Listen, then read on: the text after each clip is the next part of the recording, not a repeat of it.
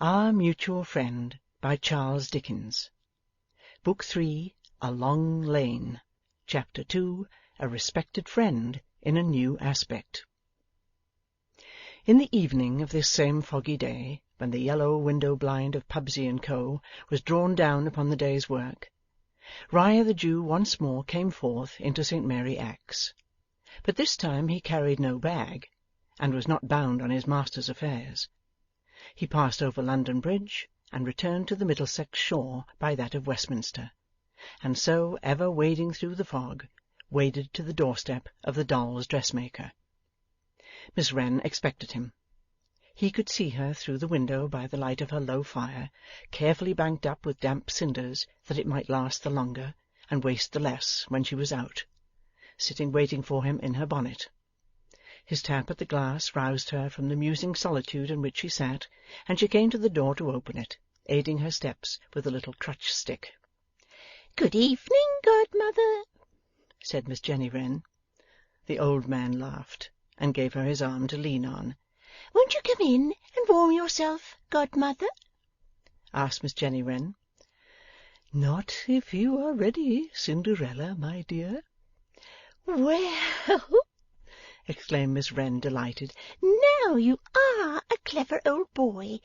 If we gave prizes at this establishment, but we only keep blanks, you should have the first silver medal for taking me up so quick." As she spake thus, Miss Wren removed the key of the house-door from the keyhole and put it in her pocket, and then bustlingly closed the door and tried it as they both stood on the step. Satisfied that her dwelling was safe, she drew one hand through the old man's arm and prepared to ply her crutch-stick with the other. But the key was an instrument of such gigantic proportions that before they started Riah proposed to carry it. No, I'll carry it myself," returned Miss Wren. "I'm awfully lopsided, you know, and stowed down in my pocket it will trim the ship. To let you into a secret, godmother, I wear my pocket on my high side o' purpose." With that they began their plodding through the fog. "Yes, it was truly sharp of you, godmother," resumed Miss Wren with great approbation, "to understand me. But, you see, you are so like the fairy godmother in the bright little books. You look so unlike the rest of people, and so much as if you had changed yourself into that shape, just this moment, with some benevolent object." "Boh!" cried Miss Jenny, putting her face close to the old man's. "I can see your features, godmother, behind the beard." "Does the fancy go to my changing other objects too, Jenny?" "Ah, that it does. If you'd only borrow my stick and tap this piece of pavement, this dirty stone that my foot taps, it would start up a coach and six. I say, let's believe it so." "With all my heart," replied the good old man. "And I'll tell you what I must ask you to do, godmother. I must ask you to be so kind as give my child a tap and change him altogether. Oh, my child has been such a bad child of late. It worries me nearly out of my wits. Not done a stroke of work these 10 days. Has had the horrors, too, and fancied that 4 copper-coloured men in red wanted to throw him into a fiery furnace." "But that's dangerous, Jenny." "Dangerous, godmother? My child is always dangerous, more or less. He might," here the little creature glanced back over her shoulder at the sky, "be setting the house on fire at this present moment. I don't know who would have a child for my part. It's no use shaking him. I've shaken him till I've made myself giddy. Why don't you mind your commandments and honour your parents, you naughty old boy?" I said to him all the time, but he only whimpered and stared at me. "What shall be changed after him?" asked Riah in a compassionately playful voice.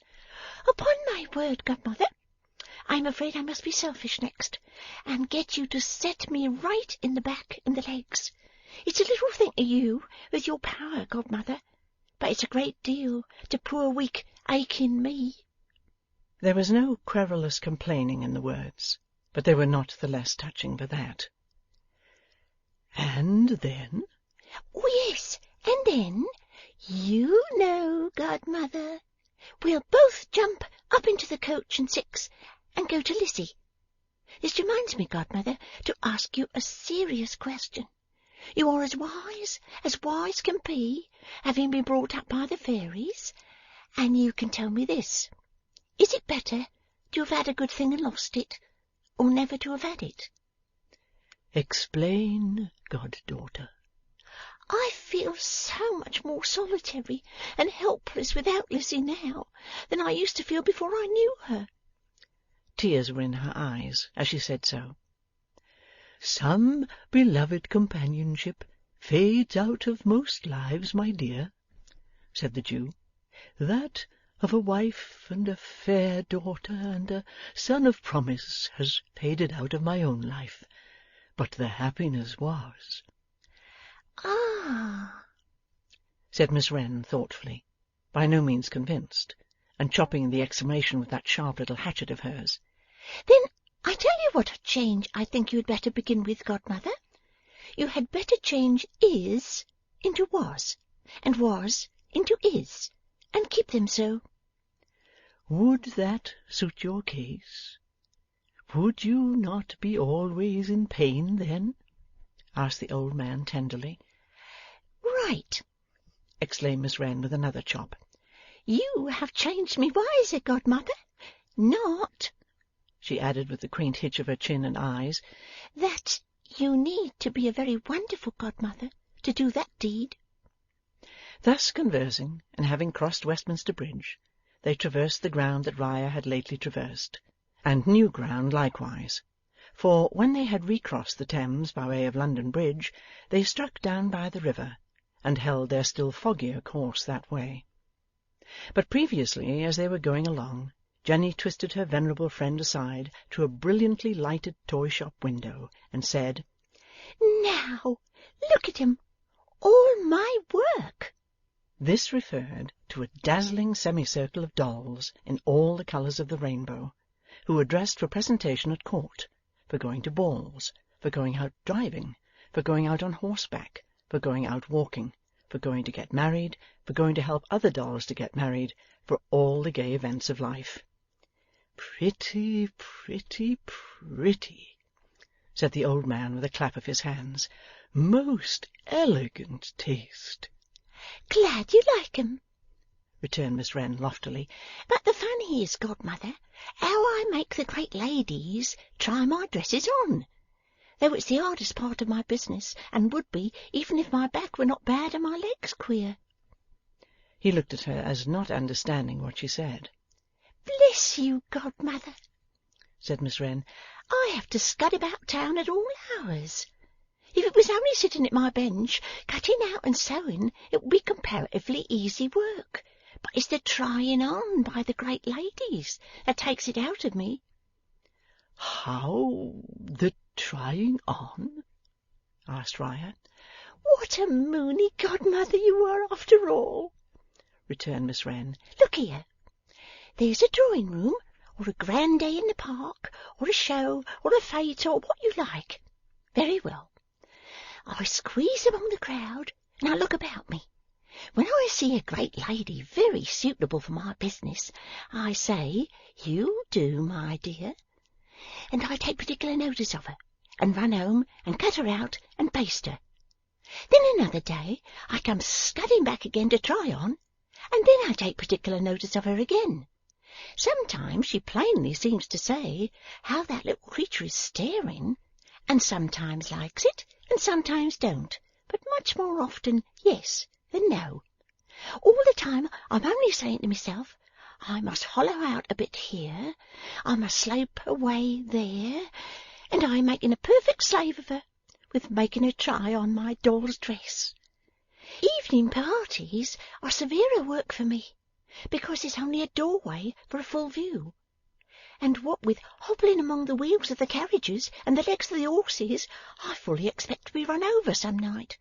However, there I have 'em, just the same. When they go bobbing into the hall from the carriage, and catch a glimpse of my little physiognomy poked out from behind a policeman's cape in the rain, I dare say they think I am wondering and admiring with all my eyes and heart, but they little think they're only working for my dolls. There was Lady Belinda Whitrose. I made her do double duty in one night.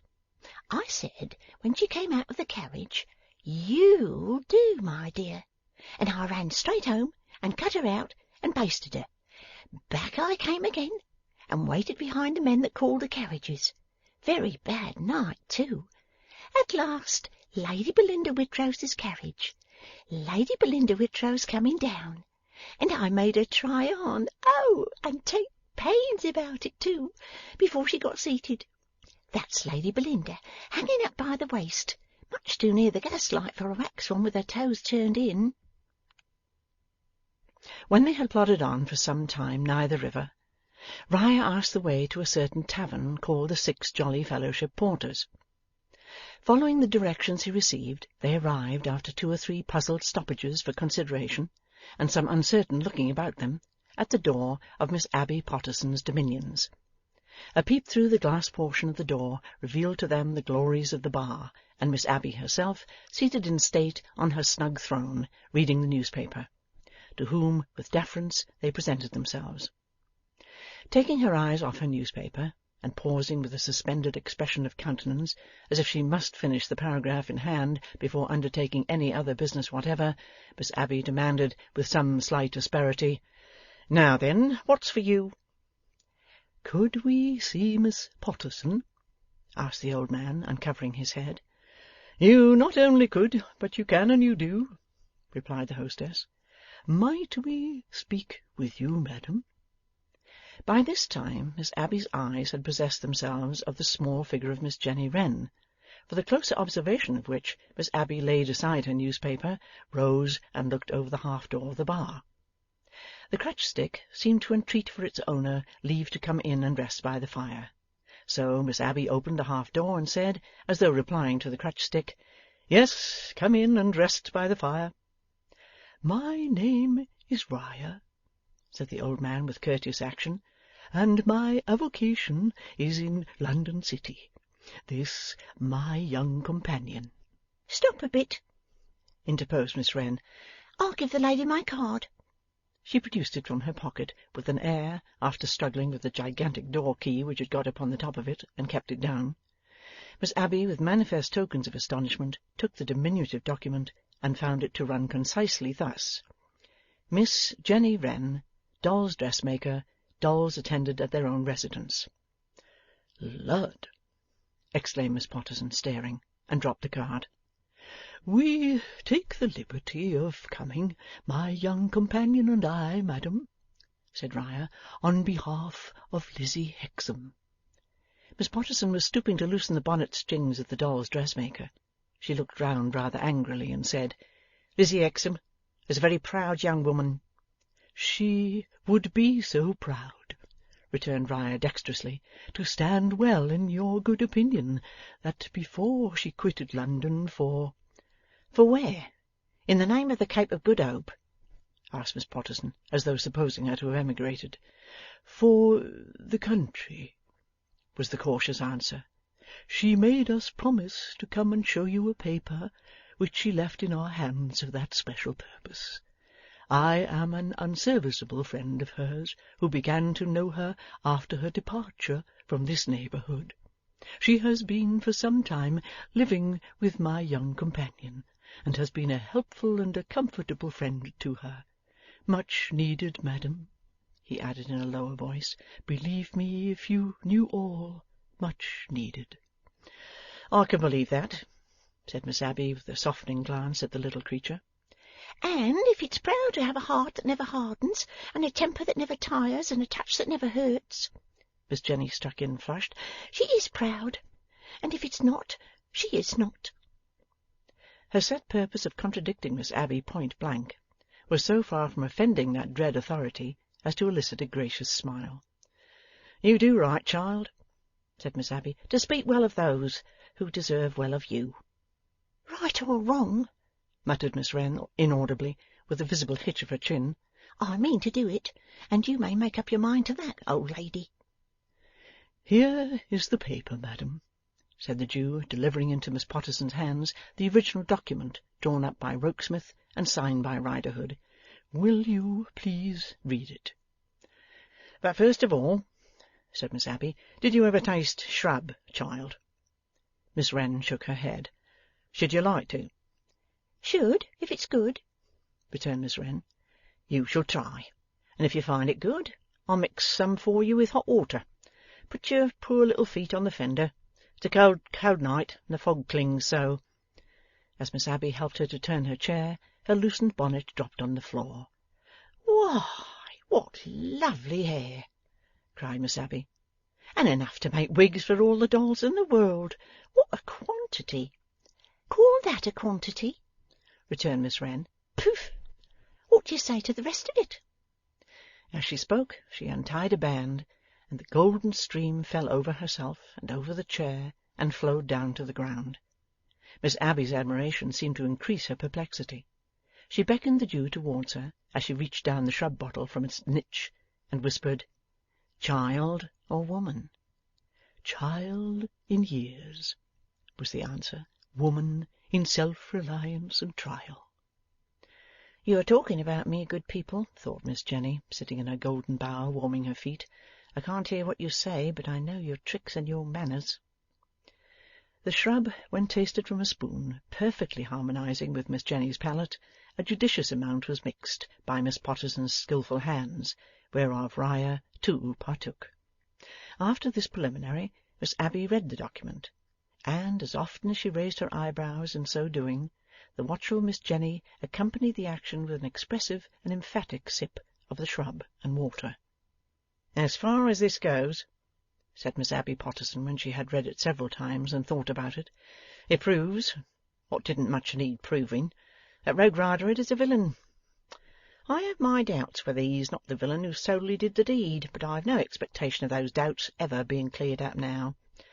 I believe I did Lizzie's father wrong, but never Lizzie's self, because when things were at the worst I trusted her, had perfect confidence in her, tried to persuade her to come to me for a refuge. I'm very sorry to have done a man wrong, particularly when it can't be undone. Be kind enough to let Lizzie know what I say, not forgetting that if she'll come to the Porters, after all, bygones being bygones, she will find a home at the Porters, and a friend at the Porters. She knows Miss Abbey of old, remind her, and she knows what like the home and what like the friend is likely to turn out. I'm generally short and sweet, or short and sour, according as it may be, and as opinions vary," remarked Miss Abbey, "and that's about all I've got to say, and enough too." But before the shrub and water was sipped out, Miss Abbey bethought herself that she would like to keep a copy of the paper by her. "It's not long, sir," said she to Riah, "and perhaps you wouldn't mind just jotting it down." The old man willingly put on his spectacles, and, standing at the little desk in the corner where Miss Abbey filed her receipts and kept her sample files, customers' scores were interdicted by the strict administration of the Porters, wrote out the copy in a fair round character. As he stood there doing his methodical penmanship, his ancient scribe-like figure intent upon the work, and the little doll's dressmaker sitting in her golden bower before the fire, Miss Abbey had her doubts whether she had not dreamed those two rare figures in the bar of the Six Jolly Fellowships, and might not wake with a nod next moment and find them gone. Miss Abbey had twice made the experiment of shutting her eyes and opening them again, still finding the figures there, when, dreamlike, a confused hubbub arose in the public room. As she started up, and they all three looked at one another, it became a noise of clamouring voices and the stir of feet. Then all the windows were heard to be hastily thrown up, and shouts and cries came floating into the house from the river. A moment more, and Bob Gliddery came clattering along the passage, with the noise of all the nails in his boots condensed into every separate nail. "What is it?" asked Miss Abbey. "It's summat run down in the fog, ma'am," answered Bob. "There's ever so many people in the river." "Tell him to put on all the kettles," cried Miss Abbey. "See that the boiler's full, get a bath out, hang some blankets to the fire, heat some stone bottles, have your senses about you, you girls downstairs, and use 'em." While Miss Abbey partly delivered these directions to Bob, whom she seized by the hair, and whose head she knocked against the wall as a general injunction to vigilance and presence of mind, and partly hailed to the kitchen with them, The company in the public room, jostling one another, rushed out to the causeway, and the outer noise increased. "Come and look," said Miss Abbey to her visitors. They all three hurried to the vacated public room, and passed by one of the windows into the wooden verandah overhanging the river. "Does anybody down there know what has happened?" demanded Miss Abbey in her voice of authority. "It's a steamer, Miss Abbey," cried one blurred figure in the fog. "It always is a steamer, Miss Abbey," cried another. "Them's her lights, Miss Abbey, what you see a-blinking yonder," cried another. "She's a-blowing off her steam, Miss Abbey, and that's what makes the fog and the noise worse, don't you see?" explained another. Boats were putting off, torches were lighting up, people were rushing tumultuously to the water's edge. Some man fell in with a splash, and was pulled out again with a roar of laughter. The drags were called for. A cry for the life-buoy passed from mouth to mouth. It was impossible to make out what was going on upon the river, for every boat that put off, sculled into the fog, and were lost to view at a boat's length. Nothing was clear but that the unpopular steamer was assailed with reproaches on all sides. She was the murderer, bound for Gallows Bay. She was the manslaughterer, bound for penal settlement. Her captain ought to be tried for his life. Her crew ran down men in rowboats with a relish. She mashed up Thames lightermen with her paddles. She fired property with her funnels. She always was, and she always would be, wreaking destruction upon somebody or something after the manner of all her kind. The whole bulk of the fog teemed with such taunts, uttered in tones of universal hoarseness. All the while the steamer's lights moved spectrally a very little as she lay to, waiting the upshot of whatever accident had happened. Now she began burning blue lights. These made a luminous patch about her, as if she had set the fog on fire, and in the patch, the cries changing their note, and becoming more fitful and more excited, shadows of men and boats could be seen moving, while voices shouted, "There! There again! A couple more strokes ahead! Hurrah! Look out! Hold on! Haul in!" and the like. Lastly, with a few tumbling clots of blue fire, the night closed in dark again. The wheels of the steamer were heard revolving, and her lights glided smoothly away in the direction of the sea. It appeared to Miss Abbey and her two companions that a considerable time had been thus occupied. There was now as eager a set towards the shore beneath the house as there had been from it, and it was only on the first boat of the rush coming in that it was known what had occurred. "If that's Tom Tootle," Miss Abbey made proclamation in her most commanding tones, "let him instantly come underneath here." The submissive Tom complied, attended by a crowd. "What is it, Tootle?" demanded Miss Abbey. "It's a foreign steamer, miss, run down a wherry." "How many in the wherry?" "One man, Miss Abbey." "Found?" "Yes. He's been under water a long time, miss, but they've grappled up the body." "Let 'em bring it here. You, Bob Gliddery, shut the house door and stand by it on the inside, and don't you open it till I tell you. Any police down there?" "Here, Miss Abbey," was official rejoinder. "After they have brought the body in, keep the crowd out, will you? And help Bob Gliddery to shut 'em out." "All right, Miss Abbey." The autocratic landlady withdrew into the house with Riah and Miss Jenny, and disposed those forces, one on either side of her, within the half-door of the bar, as behind a breastwork. "You two stand close here," said Miss Abbey, "and you'll come to no hurt. And see it brought in. Bob, you stand by the door." That sentinel, smartly giving his rolled shirt-sleeves an extra and a final tuck on his shoulders, obeyed. Sound of advancing voices, sound of advancing steps, shuffle and talk without, momentary pause, two peculiarly blunt knocks or pokes at the door, as if the dead man, arriving on his back, was striking at it with the soles of his motionless feet. "That's the stretcher, or the shutter, whichever of the two they are carrying," said Miss Abbey, with experienced ear. "Open you, Bob." Door opened.